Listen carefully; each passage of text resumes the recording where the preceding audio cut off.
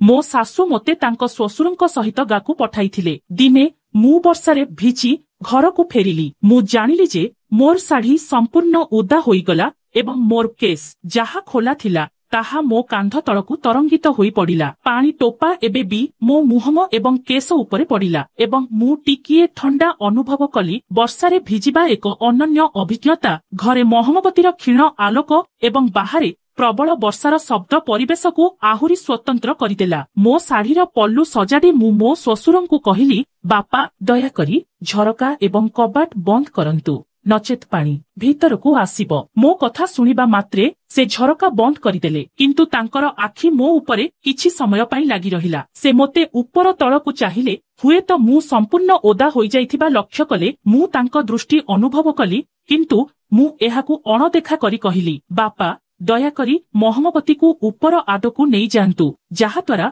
मु पोशाक पिंधि पारिबी एवं किछि विश्राम नहीं पारिबी। किछि समय परे मो श्वशुर चाही मुंड हलाई कहिले, ठीक अछि बोहू चालो ऊपर महला आड़कू जिबा। आमे दुहे ऊपर महलार कोठरी को गलु। तापरे मु बाथरूम को जाई मो श्वशुरंकु डाकिली, एठारे एते ट्याप काहीकि खोला अछि, दयाकरी जांच करी पानी बंद करि दियो। से बाथरूम भीतर को आसी सेगुड़ी बंद करबाकू लागिले एवं मु भूलवशतः खसीगली। से मते कंटा चारि पाखरे जोररे धरी रखिले। मु पूर्वरु संदेह करिथिली जे किछि असुविधा अछि, कारण से कोनोसी निर्दिष्ट कारण बिना मते एते थर फोन करिवे नाही। मु फोन उठाइली एवं तांको कंठरे टिकिए उत्तेजना अनुभव कली, बोहू तुमकू तुम बापांक सहित गाकू जिबाकू पड़िबो। मो सासू स्पष्ट भाबरे कहिले। मु टिके चमकी गली। मो मनरे तुरंत चिंता आसिला, से निजे काहीकि जाई परिबे नाही, मु काहीकि जिबाकू पड़िबो। मु शांत भाबरे पचारिली, सासू मां तुमे एवं तुम पुओ उभय जाई परिबो नाही, मोर कौन ऑफिस काम अछि। मो सासू टिकिए गंभीरतार सहित उत्तर देले, तुमे जानो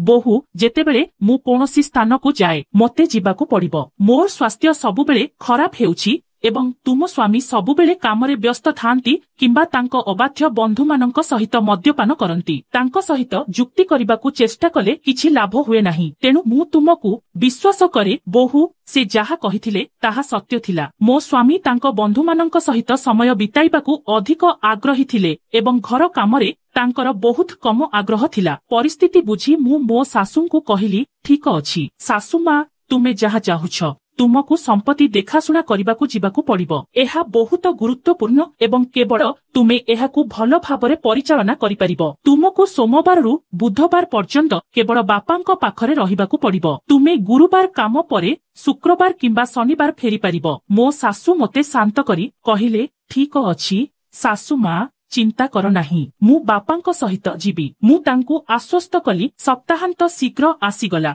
एवं मु भाबुथिली जे गाकू जिबा मो पई एक नूतन अभिज्ञता हेबो। जदि एहा एक बड़ एवं सुंदर होइथाए तेबे हुएत एही परिवर्तन आजि मते मध्य आनिबो। तेणु बंधु माने मु तुमकू मो बापांक विषय कहिबी, अर्थात मो श्वशुरंक विषय। मो श्वशुरंक बयस प्राय 55 वर्ष, किंतु एही बयसरे मध्य से अत्यंत शक्तिशाली एवं शक्तिशाली। आमर व्यवसाय आरंभरू भल चलिछि, तेणु आम परिवार रे सबु किछिर अभाव अछि। आमर चाकर परिचारिका गाड़ी एवं एक बंगला अछि। मोर मध्य गोटिए झियो अछि, किंतु से गर्भधारण प्रक्रिया माध्यमरे गर्भधारण करिथिला। हम मो स्वामींक द्वारा मो झियोर पिता होई नथिले, कारण तांकर क्षमतार अभाव थिला। केवल मो श्वशुर एवं मु एहा जाने, घरे अन्य केही एहा जानती नाही, एपरिकी मो सासू मध्य नुहे। जेतेबेले मो सासू मते गाकू जिबाकू कहिले, मु भितरे टिके खुशी अनुभव कली। सेही रातिरे मु परदिन पई प्रस्तुति आरंभ कली। तापरे मु मो श्वशुरंक कोठरी को गली। हम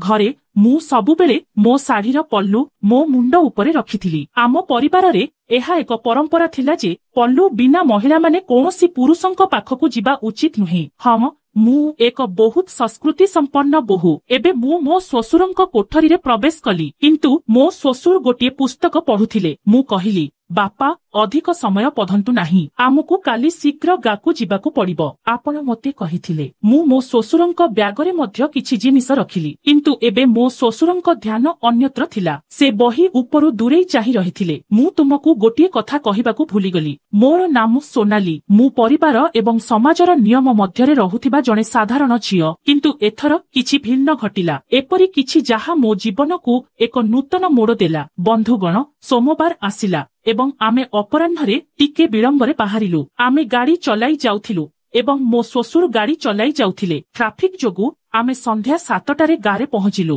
ସେଠାରେ ଆମର ଏକ ଘର ଅଛି, ଏକ ଛୋଟ ବଙ୍ଗଳା। ଏହା ଏକ ଛୋଟ ପାହାଡ଼ ଉପରେ ଅବସ୍ଥିତ, କିନ୍ତୁ ଗାଡ଼ି ସେ ପର୍ଯ୍ୟନ୍ତ ଯାଇପାରିବ।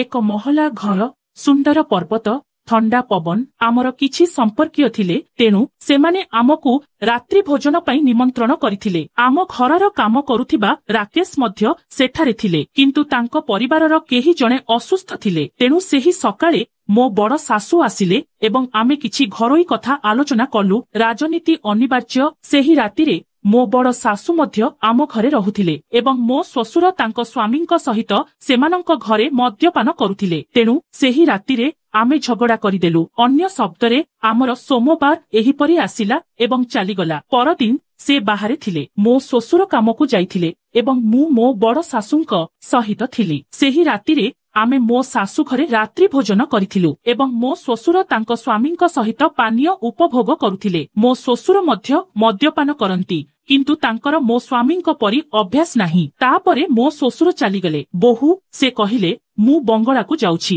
ମୋ ଶାଶୁ କହିଲେ, ତୁମେ ଯାଅ, ଆମକୁ କଥା ହେବାକୁ ପଡିବ। କିଛି ସମୟ ପରେ ମୁଁ ମୋ ଶାଶୁ ଘର ଛାଡ଼ିଲି। ଆମର ଘର ବହୁତ ବଡ଼ ଥିଲା। ଏହା ଏକ ବଙ୍ଗଳା ଥିଲା, କିନ୍ତୁ ମୁଁ ଏହାକୁ ଘର ବୋଲି କହିବାକୁ ପସନ୍ଦ କରେ। ତଳେ ଏକ ହଲ ଏବଂ ଉପରେ କିଛି କୋଠରୀ ଥିଲା। ଛତା ଛୋଟ ଥିଲା ଏବଂ ଯେତେବେଳେ ମୁଁ ବର୍ଷାରେ ଭିଜି ଭିତରକୁ ଆସିଲି, ମୁଁ ଜାଣିଲି ଯେ ମୋର ଶାଢ଼ୀ ସମ୍ପୂର୍ଣ୍ଣ ଓଦା ହୋଇଯାଇଛି ଏବଂ ମୋର କେସ୍, ଯାହା ଖୋଲା ଥିଲା, ମୋ କାନ୍ଧ ଉପରେ ତରଙ୍ଗିତ ଭାବରେ ପଡ଼ିଥିଲା। ପାଣିର ଟୋପା ଏବେ ବି ମୋ ମୁହଁ ଏବଂ କେଶ ଉପରେ ଟପକୁଥିଲା ଏବଂ ମୁଁ ଟିକିଏ ଥଣ୍ଡା ଅନୁଭବ କଲି। ବର୍ଷାରେ ଭିଜିବା ଏକ ଅନନ୍ୟ ଅନୁଭୂତି ଥିଲା। ଉଷ୍ମ ମହମବତୀର ନରମ ଆଲୋକ ଏବଂ ବାହାରେ ପ୍ରବଳ ବର୍ଷାର ଶବ୍ଦ ପରିବେଶକୁ ଆହୁରି ସ୍ୱତନ୍ତ୍ର କରିଦେଇଥିଲା। ମୁଁ ମୋ ଶାଢ଼ୀର ପଲ୍ଲୁକୁ ସଜାଡ଼ି ମୋ ଶ୍ୱଶୁରଙ୍କୁ କହିଲି, ବାପା, ଦୟାକରି ଝରକା ଏବଂ କବାଟ ବନ୍ଦ କର, ନଚେତ୍ ପାଣି ଭିତରକୁ ଆସିବ। ମୋ କଥା ଶୁଣିବା ମାତ୍ରେ ସେ ଝରକା ବନ୍ଦ କରିଦେଲେ, କିନ୍ତୁ ତାଙ୍କର ଆଖି ମୋ ଉପରେ କିଛି ସମୟ ପାଇଁ ଲାଗି ରହିଲା। ସେ ମୋତେ ଉପର ତଳକୁ ଚାହିଁଲେ, ହୁଏତ ଲକ୍ଷ୍ୟ କଲେ ଯେ ମୁଁ ସମ୍ପୂର୍ଣ୍ଣ ଭିଜି ଯାଇଛି। ମୋ ଉପରେ ନଜର ରଖାଯାଉଥିଲା, କିନ୍ତୁ ମୁଁ ଏହାକୁ ଅଣଦେଖା କରି କହିଲି, ବାପା, ମହମବତୀ ନିଅ ଏବଂ ଉପର ତଳକୁ ଯାଅ, ଯାହାଦ୍ୱାରା ମୁଁ ପୋଷାକ ପିନ୍ଧି ଆରାମ ପାଇପାରିବି। ମୋ ଶ୍ୱଶୁର କିଛି ସମୟ ପରେ ଚାହିଁ ମୁଣ୍ଡ ହଲେଇ କହିଲେ, ଠିକ ଅଛି, ଆସ, ଚାଲ ଉପର ମହଲାକୁ ଯିବା। ଆମେ ଦୁହେଁ ଉପର ମହଲାକୁ ଗଲୁ। ତାପରେ ମୁଁ ବାଥରୁମକୁ ଯାଇ ମୋ ଶ୍ୱଶୁରଙ୍କୁ ଡାକିଲି, ବାବୁଜୀ, ଏଠାରେ ଏତେ ଟ୍ୟାପ୍ କାହିଁକି ଚାଲୁଛି? ପାଣି ବନ୍ଦ କରେ। ସେ ଭିତରକୁ ଆସି ଟ୍ୟାପ୍ ବନ୍ଦ କରିବାକୁ ଚେଷ୍ଟା କଲେ, କିନ୍ତୁ ଭୁଲବଶତଃ ସାୱାର ଚାଲୁ କରିଦେଲେ। ମୁଁ ପୁଣି ଭିଜିଗଲି। ହଁ, ମୁଁ ଏକ ମିଳି ଶାଢ଼ୀ ପିନ୍ଧିଥିଲି ଏବଂ ଶାଢ଼ୀର ପଲ୍ଲୁ ମଧ୍ୟ ମୋ ମୁଣ୍ଡ ଉପରେ ଥିଲା। ତାପରେ ମୁଁ ଦେଖିଲି ଯେ ବାପା ମୋତେ ଚୁପଚାପ ଦେଖୁଥିଲେ। ବର୍ଷା ଯୋଗୁଁ ମୋର ଶାଢ଼ୀ ସମ୍ପୂର୍ଣ୍ଣ ଓଦା ହୋଇଯାଇଥିଲା ଏବଂ ସେ ମୋତେ ଚାହିଁ ରହିଥିଲେ। ଗୋଟିଏ ଦିନ ଏପରି କିଛି ଘଟିଥିଲା। ମୋ ଶ୍ୱଶୁର ସବୁବେଳେ ତାଙ୍କ ବନ୍ଧୁମାନଙ୍କ ସହିତ ବାହାରକୁ ଯାଉଥିଲେ। ତାଙ୍କର ମଧ୍ୟ କିଛି ସିଗାରେଟ୍ ଟାଣିବାର ଅଭ୍ୟାସ ଥିଲା। ଗୋଟିଏ ସକାଳେ ମୁଁ ଦୋକାନକୁ ଗଲି। ବର୍ଷା ହେଉଥିଲା ଏବଂ ସବୁଦିନ ପରି ମୁଁ ମୋର ଶାଢ଼ୀର ପଲ୍ଲୁ ମୋ ମୁଣ୍ଡ ଉପରେ ରଖିଥିଲି। ମୁଁ ଜଣେ ବହୁତ ସଂସ୍କୃତି ସମ୍ପନ୍ନ ବୋହୂ। ମୁଁ ଏକ ଛତା ନେଇଗଲି ଏବଂ ମୋ ଶ୍ୱଶୁରଙ୍କୁ ପ୍ରସିରେ ଠିଆ ହୋଇଥିବାର ଦେଖିଲି। ମୁଁ ଏହାକୁ ଆଗକୁ ବଢ଼ାଲି, କିନ୍ତୁ ବାପା ମୋତେ ଦେଖୁଥିଲେ। ତାଙ୍କର ଆଖି ମୋତେ ଛାଡ଼ି ନଥିଲା। ହଁ, ତାଙ୍କର ନଜର ମୋର ଓଦା ଶାଢ଼ୀର ଦୃଶ୍ୟମାନ ଅଂଶ ଉପରେ ଥିଲା। ମୁଁ ଘରକୁ ଫେରି ଆସିଲି ଏବଂ ଯେତେବେଳେ ମୁଁ ଦର୍ପଣରେ ଦେଖିଲି, ମୋର ଶାଢ଼ୀ ସାମ୍ନା ଭାଗରେ ସମ୍ପୂର୍ଣ୍ଣ ଓଦା ହୋଇଯାଇଥିଲା। ଏହା ମୋ ଶରୀରରେ ଲାଗି ରହିଥିଲା।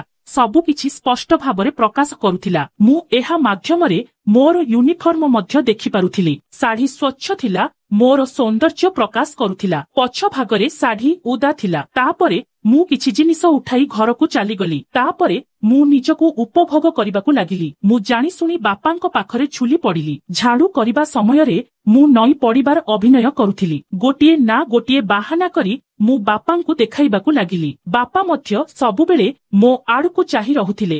मोर सुंदर शरीर उपभोग करुथिले। किछि समय परे मो श्वशुर घर को आसिले। मु उदा होईगली एवं मते मोर शाढ़ी बदलाइबाकू पड़िला। बापा एक वार्डरोब रे बसिथिले। मु मोर पोशाक बाहर करी सेथिरु आउ एक लाल शाढ़ी बाहर कली। सेही कोठरी रे आउ एक कोठरी थिला। मु मोर बेल्ट कोट एवं अन्य सबु किछि नेई अन्य एक लाल शाढ़ी पिंधि सेही कोठरी को गली। मो श्वशुर बारंडारे बाहरे सोफारे बसिथिले। श्वशुर मते शाढ़ी बदलाउथिबार देखि पारुथिले। मु कबाट टिके खोला रखिथिली तेणु मु तांकु देखि पारुथिली। तापरे मु पोशाक बदलाइबा आरंभ कली। वर्तमान सुद्धा मु बहुत ओदा होई जाइथिली। मु पोशाक बदलाइबा समयरे मो श्वशुर चुपचाप मते देखुथिले। मु मध्य तांकु लक्ष्य कली किंतु तांकु अणदेखा कले। मु पोशाक बदलाइबा समयरे मो चूड़ीर शब्द सुनिली जहा तांकु टिके असहज करिदेला। मु एही अनुभव को मध्य उपभोग कली जे केही मते गुप्त भाबरे देखुछंती। जदिओ से मो श्वशुर थिले किंतु केही जणे मते देखुथिले। श्वशुर बारंडारे बसिथिले। मु जानिथिली से मो गतिविधि देखुथिले। से तांको धोती सहित खेलुथिले। मु जानिथिली श्वशुर एबे प्रस्तुत। कोठरीटी बहुत अंधार थिला किंतु मोहमबती आलोकरे मु सबु किछि स्पष्ट भाबरे देखि पारुथिली। मु मोर शाढ़ी पिंधिबाकू आरंभ कली। मोर शरीर एते बड़ थिला जे शाढ़ी एहाकू संपूर्ण भाबरे घोड़ाई पारिला नाही। मो एवं श्वशुरंक मध्यरे प्राय 15 फुट दूरता थिला। से सोफारे बसी मते देखुथिले। मु मो चपल खोलिबाकू चेष्टा कली। एहार बटन लागिथिला तेणु मते बहुत परिश्रम करिबाकू पड़िला। वर्तमान सबु चेष्टा परे बटन खोलिगला। मोर शाढ़ी तळे पड़ी जाइथिला एवं श्वशुर हुएत मोर पूर्ण पेट एवं गभीर नाभि देखि पारुथिले। श्वशुर एबे संपूर्ण निशाग्रस्त थिले। से तांको धोती सहित खेलुथिले एवं मु तांको गतिविधि स्पष्ट भाबरे देखि पारुथिली कारण कोठरी अंधार थिला। शेषरे मु शेष बटन खोली श्वशुरंक पाखकू टिकिए पाखकू बुलीगली। एबे से सबु किछि स्पष्ट भाबरे देखिथिबे। तापरे मु उपरे रखा जाइथिबा कपड़ाटीकू उठाई पाख देई फोपाड़ी देली। मु द्वितीय शाढ़ीटी उठाइली। एसबु बहुत धीरे धीरे हेउथिला। एबे राती प्राय 10टा बाजिगला। मु श्वशुरंक पाखकू टिके बुलीगली। शाढ़ी बदलाइबा समयरे मो चूड़ीर झंकार शब्द प्रतिध्वनित हेला। पोशाक बदलाइबा समयरे मु मो धोती को किछि कहिली। बोहू आजी बहुत काम थिला किंतु मु थकी नाही। एही गार वायु बहुत भल। एबे मु मोर शाढ़ी पिंधिथिली एवं ता परे मु द्वितीय कपड़ाटी मध्य उठाइबा आरंभ कली। धीरे धीरे मु एहार बटन लगाइबा आरंभ कली एवं सेही समयरे मु श्वशुरंक सह कथा हेउथिली। कोठरीरे विद्युत नथिला। मु एक मोहमबती जालिथिली एवं एहार आलोकरे मु श्वशुरंक मुहम स्पष्ट भाबरे देखि पारिली नाही एवं श्वशुर मोर मुहम देखि पारिले नाही। मु श्वशुरंकु कहिली, श्वशुर मु माँ एवं मामुंक पई बहुत चिंतित। श्वशुर पचारिले, बोहू तुमे काहिकी चिंतित? मु कहिली, श्वशुर गतकाली राति परी आजी पुणी बारंडारे सोइब नाही। मो सहित बिछणारे सोई जाओ। आमर बिछणा बहुत बड़। मु एबे मोर शाढ़ी खोली पुणी पिंधिबा आरंभ करिथिली। पिंधिबा परे मु धीरे धीरे बुलीगली जहा द्वारा मो श्वशुर सबु किछि देखि परिबे। एबे शेष अस बाकी थिला। मु मो शाढ़ीर पल्लू उठाई निजकू उपस्थापन करी श्वशुरंकु पचारिली, आपणंकु एहा किपरि लागिला?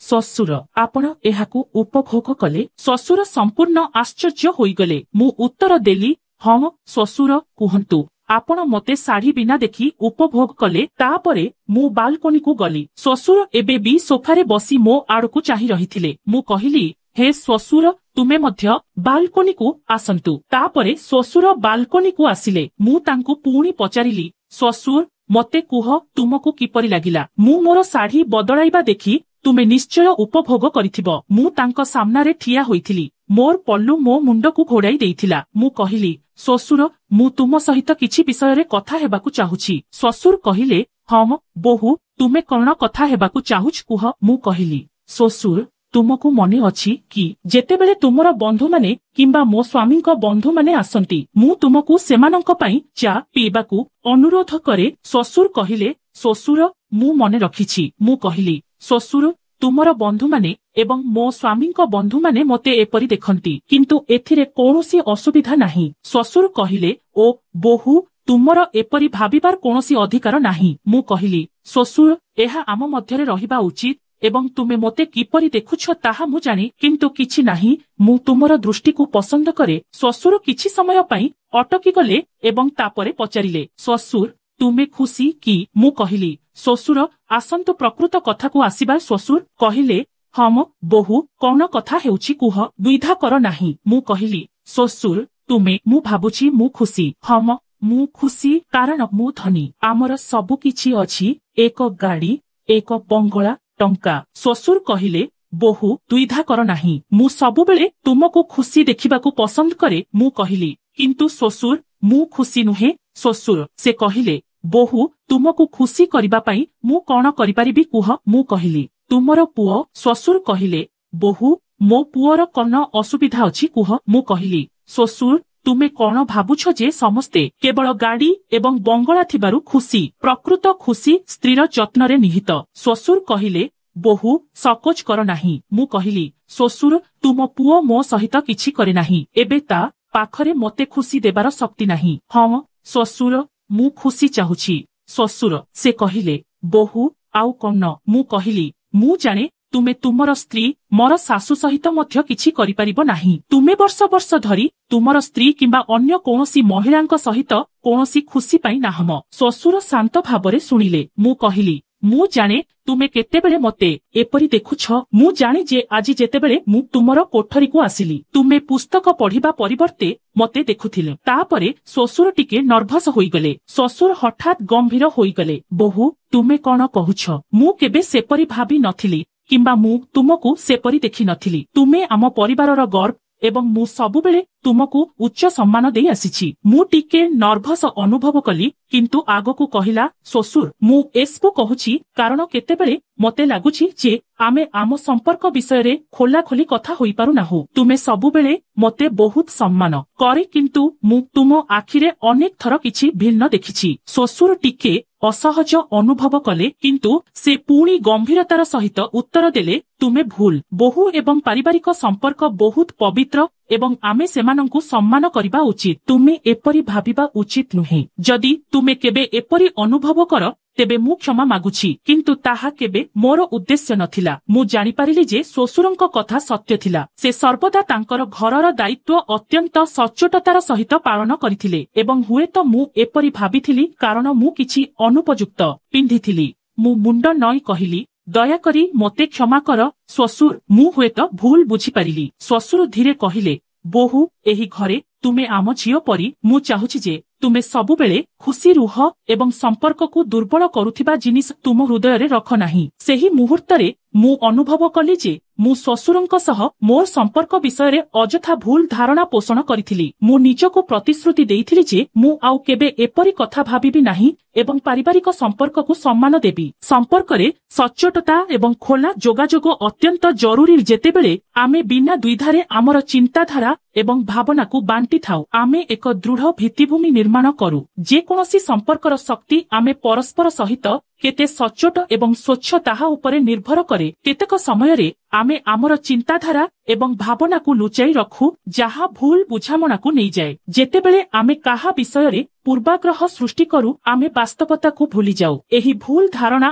ଆମକୁ ସମ୍ପର୍କରେ ଅନାବଶ୍ୟକ ଉତ୍ତେଜନା ସୃଷ୍ଟି କରିବାକୁ ପ୍ରେରଣା ଦିଏ। ଉଦାହରଣ ସ୍ୱରୂପ ଯଦି ଆମେ ଆମର ଚିନ୍ତାଧାରା ବାଣ୍ଟିବା ନାହିଁ ତେବେ ଅନ୍ୟ ବ୍ୟକ୍ତି ଆମ ବିଷୟରେ ସଠିକ ବୁଝାମଣା କରିପାରିବେ ନାହିଁ ଯାହା ଭୁଲ ନିଷ୍କର୍ଷ ଆଣିପାରେ। ପରସ୍ପର ସହିତ ଖୋଲାଖୋଲି କଥା ହେବା ଅତ୍ୟନ୍ତ ଜରୁରୀ। ଏହା କେବଳ ଆମକୁ ଆମର ଭାବନାକୁ ପ୍ରକାଶ କରିବାକୁ ଅନୁମତି ଦିଏ ନାହିଁ ବରଂ ଏହା ମଧ୍ୟ ନିଶ୍ଚିତ କରେ ଯେ ଅନ୍ୟ ବ୍ୟକ୍ତି ଆମର ସ୍ଥିତି ଏବଂ ଚିନ୍ତାଧାରା ବିଷୟରେ ସଠିକ ସୂଚନା ପାଇଛନ୍ତି। ଏହା ସମ୍ପର୍କରେ ବିଶ୍ୱାସ ଏବଂ ବୁଝାମଣା ବୃଦ୍ଧି କରେ ଯାହା ଆମକୁ ପରସ୍ପରର ନିକଟତର କରିଥାଏ। ସମ୍ପର୍କକୁ ସଫଳ କରିବା ପାଇଁ ଯୋଗାଯୋଗକୁ ପ୍ରାଥମିକତା ଦେବା ଉଚିତ। ତେଣୁ ବନ୍ଧୁଗଣ ଏହା ଆଜି ଆମର ଛୋଟ କାହାଣୀ ଥିଲା। ଦୟାକରି ମନ୍ତବ୍ୟ ଦେଇ ଆପଣ ଏହା ବିଷୟରେ କଣ ଭାବିଛନ୍ତି ଜଣାନ୍ତୁ। ଯଦି ଆପଣଙ୍କୁ ଏହି କାହାଣୀଟି ପସନ୍ଦ ଆସିଛି ତେବେ ଏହାକୁ ଲାଇକ୍ କରନ୍ତୁ ଏବଂ ଆପଣଙ୍କ ବନ୍ଧୁମାନଙ୍କ ସହିତ ସେୟାର କରନ୍ତୁ। ଏହିପରି ଆହୁରି ରୋମାଞ୍ଚକର କାହାଣୀ ପାଇଁ ଆମର ଚ୍ୟାନେଲକୁ ସବସ୍କ୍ରାଇବ କରନ୍ତୁ ଏବଂ ଆମର କୌଣସି କାହାଣୀକୁ ହରାନ୍ତୁ ନାହିଁ ବୋଲି ଘଣ୍ଟି ଆଇକନ୍ ଦବାଇବାକୁ ଭୁଲନ୍ତୁ ନାହିଁ। ଧନ୍ୟବାଦ।